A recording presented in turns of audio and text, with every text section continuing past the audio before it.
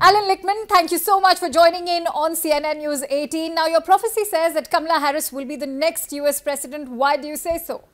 I say so because I ignore the pundits who have no scientific basis for their opinions and no extended track record in elections.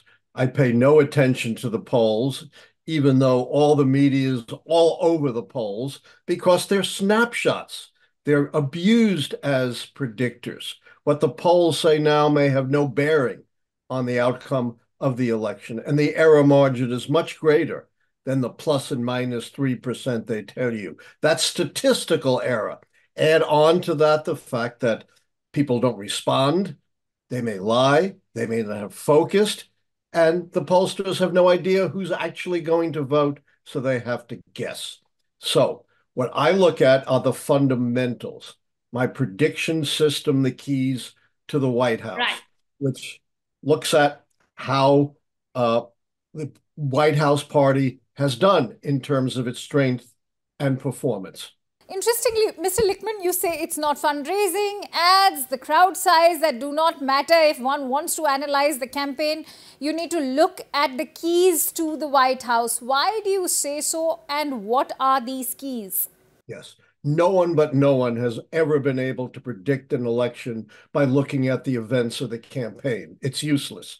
On that basis, Hillary Clinton should have won in a landslide when I predicted Trump in 2016. She raised more money. She won all the debates. She had more ads. She was more experienced. She had a better campaign. John Kerry won the debates against George W. Bush and still lost. I could go on and on. That's why I look at the fundamentals, the 13 keys that look at the strength and performance of the White House party, things like midterm elections, incumbency, third parties, internal contests for the nomination, short and long-term economy, policy change, scandal, social unrest, foreign/military successes and failures. And the way it works, if 6 or more keys of the 13 go against the White House party, they are predicted losers. Otherwise, they are predicted winners. And this model has been right since before you were born, since I predicted Ronald Reagan's reelection in April 1982, nearly 3 years ahead of time, during the worst recession to date since the Great Depression, and when his approval ratings were down in the dumps. Right. Now, what are those keys on which Kamala Harris could potentially beat Donald Trump? Yes. Now, remember, here's how it works. You're looking at negative keys. And if she has fewer than 6, then we have an unprecedented woman president and an unprecedented president of African and mixed East Asian descent. So that's the fundamental. Look at whether she has fewer than 6 negative keys. She has only 3 negative keys locked in. The mandate key, because Democrats lost U.S. House seats in 2022. The incumbency key, because it's an open seat, sitting president's no longer running. And what I call the incumbent charisma key. That is, she is not one of those once-in-a-generational, broadly inspirational, transformational candidates like Franklin Roosevelt. So that's 3 keys down. And there are only 2 more shaky keys.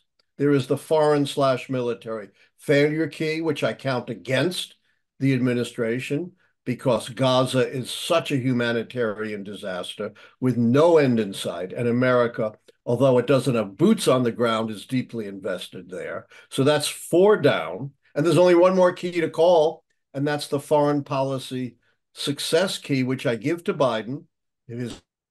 That's what you're measuring against, because it was the Biden administration and Biden alone who put together the coalition of the West that stopped Putin from conquering Ukraine and going after our NATO allies. This will go down in history as a very important presidential accomplishment. But even if that key were to flip, that would still be only 5 keys down in the worst case scenario, leaving Harris 1 key short of what would be necessary for Donald Trump to return to the White House and Harris to lose the election. So my message to all of your viewers is forget the pundits, ignore the polls, and keep your eye on the big picture as gauged by the keys to the White House. Interestingly, you say that there have been sporadic protests, but there's been nothing massive in terms of a movement. Could the pro-Palestine protests flip the key on sustained social unrest when it comes to Kamala Harris? All of my keys are very carefully defined, and you pretty much got it right for social unrest, and they've all been answered from 1860 when I first developed my model through 2020. So I have 160 years of answers, and you can't freelance. Go ahead and develop your own system if you want, but if you're going to use my system, you got to stick to how I've defined the keys and answer them. And you're right, to turn this key, it has to be massive, sustained social unrest sufficient to call into question the stability of the country, like we saw in the late 1960s and early 1970s. While nothing is impossible, the great British Prime Minister Disraeli once said, finality is not a word we use in politics.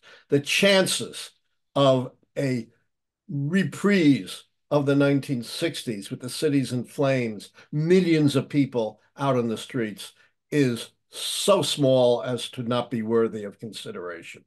All right, last but not the least, Harris and Trump are tied in the latest US election polls as Tuesday's debate nears. Do you think that their performances at the debate could have any kind of potential to flip the current situation?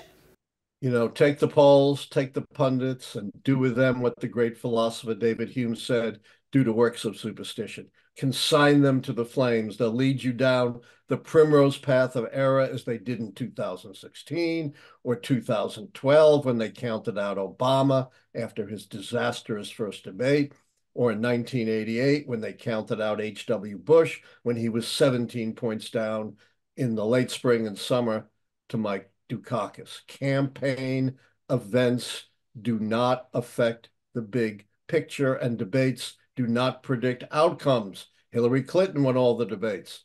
John Kerry won the debates against the terrible debate of George W. Bush in 2004, but they still lost. You know, my favorite punditry about campaigns actually comes what pundits said after the fact when, to their surprise, Romney lost to Obama. A bunch of them said Romney lost because he wasn't conservative enough, didn't consolidate his base. The rest said, oh, Romney lost because he was too conservative, didn't broaden out his base. That's the kind of punditry you get when it comes to campaigns, because there is no predictive value. Basically, they got to make things up. All right. Here's hoping that your prophecy arrives like an earthquake, as it has in the past as well. Many thanks to you, Mr. Allan Lichtman, for joining in on CNN News 18. It was a pleasure speaking to you. You bet. Take care.